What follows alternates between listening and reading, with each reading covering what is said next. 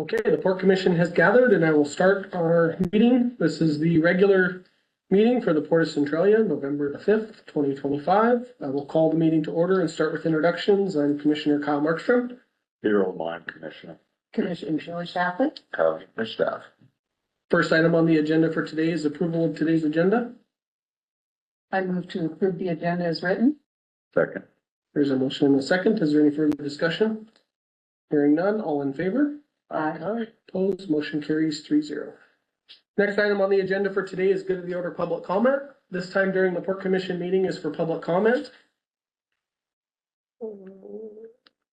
It does not look like we have further action items, so this will be your only opportunity to provide public comment.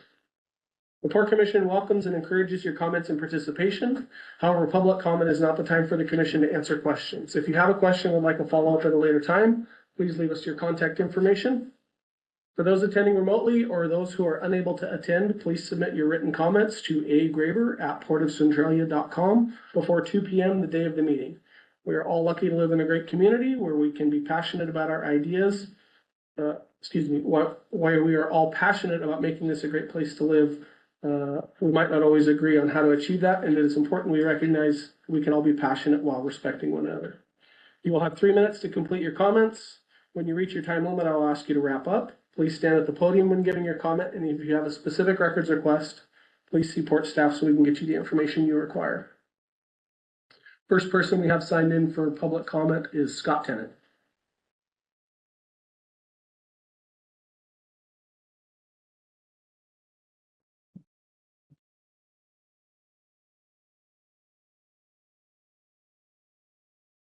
Good afternoon. My name is Scott Tennant. I live in Shore Hills, Washington. It's my pleasure to speak to you today, commissioners, attorney, board director. I come to you today because of seeing allegations of public comment suppression by this committee. So I thought to myself, I should come with something that would make it better, a plan, rather than to just yell at it. So after reading your articles for guidelines, public comment, here in the back for curtailing public comment, D, I believe it's called. The president has the discretion to curtail public comment, which violates these guidelines. Publicly elected officials, as the commissioners all are demonized for many different things. And I really don't think that it's fair that they get demonized for this. So I believe that those responsibilities that now fall upon the port director, Mr. Heaton. Thank you for your time today. Thank you. Next person we have signed in for public comment is Gary Ogard.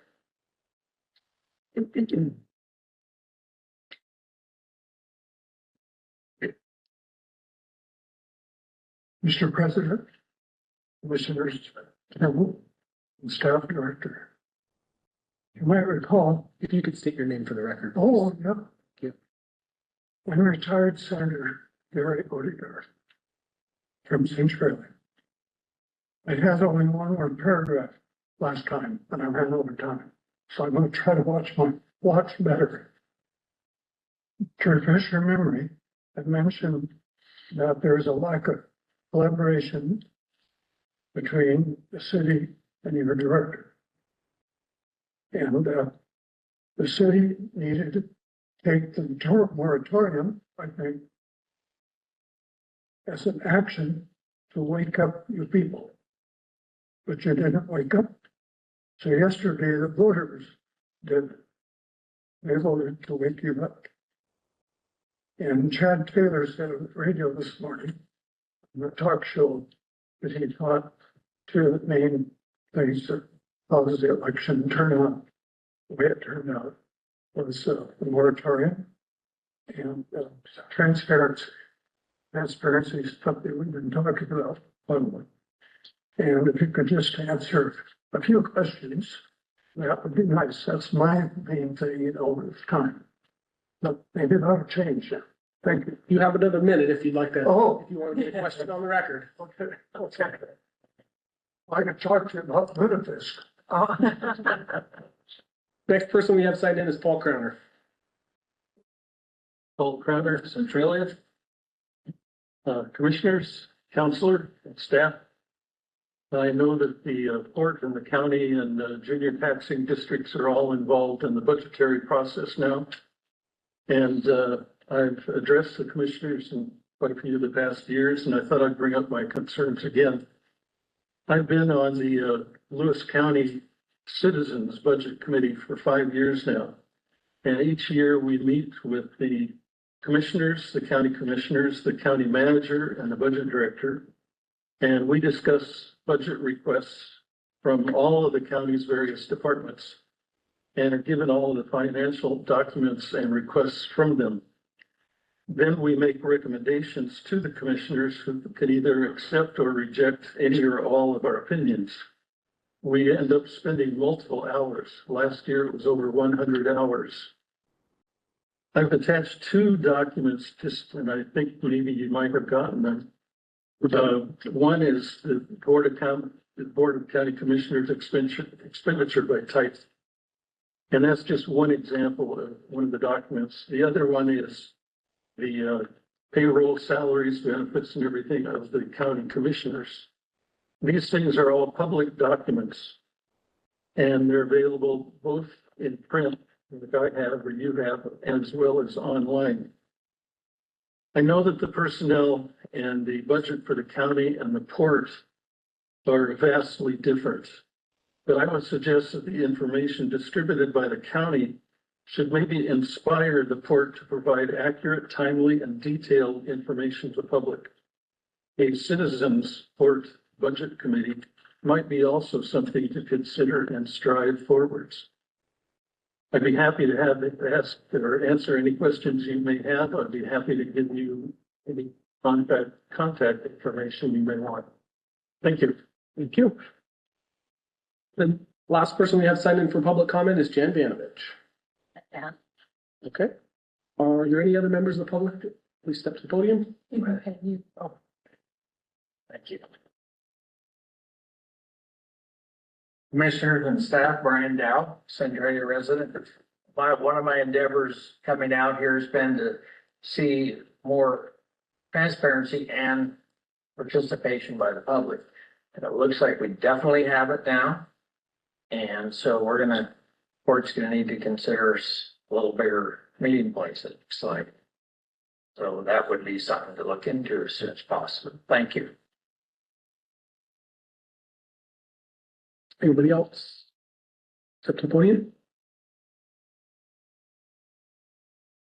Cynthia Mudge, the chamber, and I live in Chehalis. And actually today I just want to encourage everyone, if you're in District 20, tomorrow morning at 7:30 a.m. we have our legislative forum.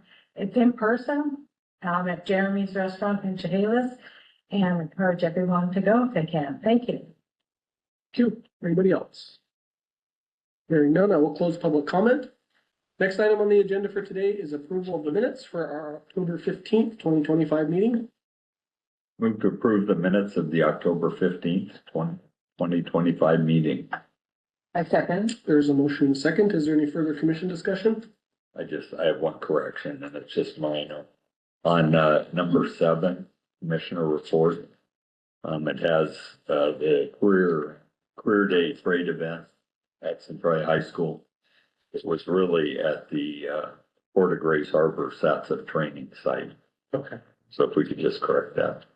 That's it. Thank you. Do we need a motion to amend then? If you want to. Sure, yeah, you just amend the minutes as stated. I'll accept that amendment. Okay. Move to approve the amended or corrected minutes of the October 15th meeting. I second. There's a motion and a second. Further discussion? Hearing none, all in favor? Aye. Opposed, motion carries 3-0. You have general fund warrants and vouchers 24611 through 24646, aggregate amount $294,786.35. Move to approve warrants 24,611 through 24,646 for $294,786.35. I second. There's a motion and a second to approve warrants. Is there further commission discussion? Hearing none, all in favor? Aye. Aye, opposed, motion carries 3-0. Do we have anything for executive director report today? The only thing I had to cover will be an executive session. We will move on to commissioner reports. Mr. Kaplan? I just want to congratulate Ally for winning the election yesterday, and I want to congratulate everybody here for coming and being here and supporting the court. So thank you. Commissioner Lamont? Yeah, I've got a few things. One, according to our personnel policy, we're supposed to do the director's annual review before the first meeting in November. And as this is the first meeting in November, and we haven't done that yet, I just wanted to bring that to your attention. So it will be on the agenda at the next meeting. Okay. I have asked for a list of businesses with the port's footprint and addresses from the director. Received that yet? I've also, in the past, asked for a list of properties the port has for sale. I did receive a lengthy document showing every piece of property in the port, whether the port owns it or not. I did not think that was responsive to my request. I'd still like to meet our political lobbyists before we do the final budget. I've never done that in 7 years. And that is it. I attended the city council meeting, attended the county commissioner meeting, and I attended last Monday, the Southwest Regional Transportation meeting, where they had quite a bit of discussion about grant funding for transit, for sidewalks, for bicycle paths. And they've got a little bit over $2 million in potential grant money. If there's anything that we'd like to apply for in that. And that's it. Thank Okay. you. I do not have anything to report. Our next item will be an executive session to discuss potential litigation pursuant to RCW 4230-110, section 1II. Commissioner, we estimate your executive session will take 15 minutes with no decisions likely coming from it. Okay.